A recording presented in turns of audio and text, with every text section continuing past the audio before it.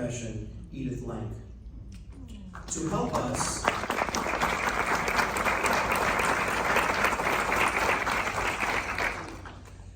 us, Angie Flack-Brown will come up and speak to Edith's amazing life and accomplishments.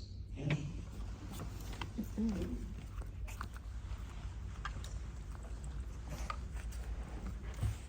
Good afternoon, everyone. Thank you very much to the committee for asking me to come in and speak about my friend Edith. Hoping I don't cry, but I might. Edith was born in Chelsea, Massachusetts in 1926 and graduated from Penn Academy and Syracuse University. She ran Lank Real Estate with her husband, Norm, and she created an advice column on real estate in the 1970s, very similar to Dear Abby. How many people remember that? Let's see, date the crowd here, great. She was in her 50s when she started doing that. She was known nationwide as a real estate expert, and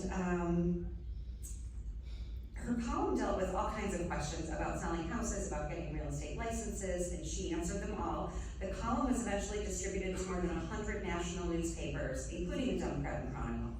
She wrote her last column in 2019 at the age of 93. She wrote and published many books on real estate, including I've Heard It All and So Should You, Confessions of a Real Estate Columnist, and Selling Your Home with an Agent. She was a huge supporter of realtors.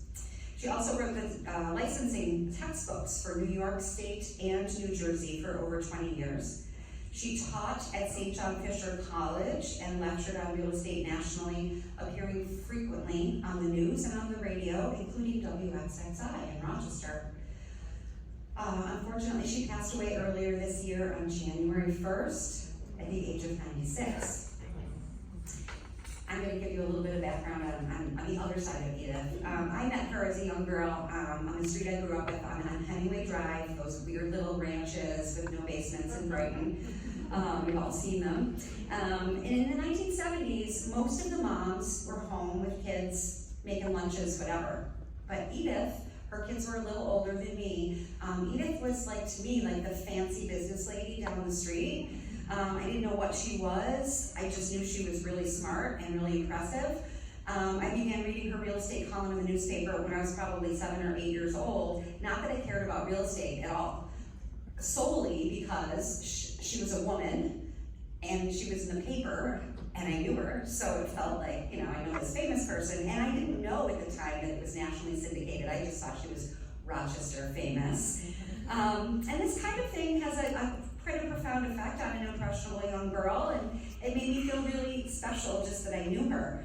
I reconnected with Edith a few years ago when her beloved niece Amy and Jean-Claude were looking for a house, and I was taking Amy to look at houses, and one day she said, Edith is coming. Well, Edie, she said, Aunt Edie is coming. And my heart started to beat out of my chest because, it's like doing a play and having Martin Scorsese watching, So, I was a little nervous, but you know what? She was just I saw a very different side of her from what I remembered as a kid. She was funny, she had a dry sense of humor, very sarcastic, my kind of girl. I told her I was nervous and she said, oh my gosh, don't even think about it. She said, I have total faith in you. So about a year later, she called me and said, it's time for me to move. I want you to sell my house. And I was like, oh my gosh, Edith, you know everybody. And she goes, but nobody knows Hemingway Drive like you. True. So I got to work with her, and while we were preparing for the sale and going through the transaction, P.S., 7 offers in the middle of a pandemic with a 94-year-old woman who really couldn't hear very well. That was fun, but we did it. But she was also a feminist, which was so super cool. And she told me all kinds of great stories about, when she was writing for the papers and doing all these things. But my favorite story was that her kids had left, and maybe they were still in high school or college, but she was a writer. She not only wrote, for real estate stuff, but she was a writer about all things. And she decided to buy a writer's cottage for herself. And it was an old schoolhouse, Amy? Is that right? But this was back when women couldn't get mortgages on their own, but she did it. So she said one of her proudest accomplishments was having that deed in her name alone. And that was in the late 70s, not that long ago, so, it's lots changed. Anyhow, we just became very friendly, and for her birthday, I believe it was 2020, right before the pandemic, JD and I, my husband, were invited to her birthday party. It was her 94th birthday. We had dinner at Cerami's, which was her favorite restaurant. We shared a bottle of Chianti, we laughed, we cried, we became friends. And I was so honored that she called me her friend, and I still am. Edith was an amazing woman who probably had no idea she had so much influence on me. Neither of us knew that that little 8-year-old girl and the fancy lady on Hemingway Drive would reconnect, and that she would shape my life and my career in such a profound way, and I'm so glad it worked out that way. So today, we honor you, Edith. We honor her life and the huge impact she had on all of us here today.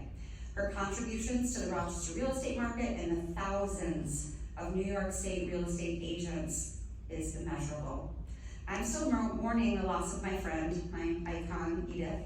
She lived an amazing, full, and generous life, and I am so pleased to be able to share a small token of gratitude to you, Amy and Jean-Claude, as her family representatives. We've got a little gift for you, and thank you all, and here's to Edith.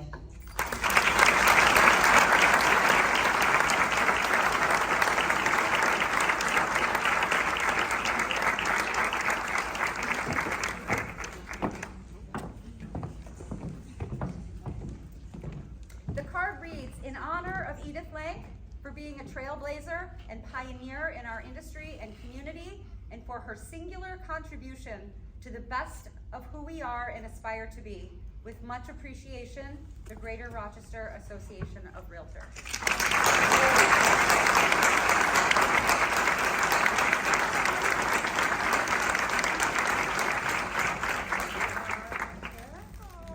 Thank you so much.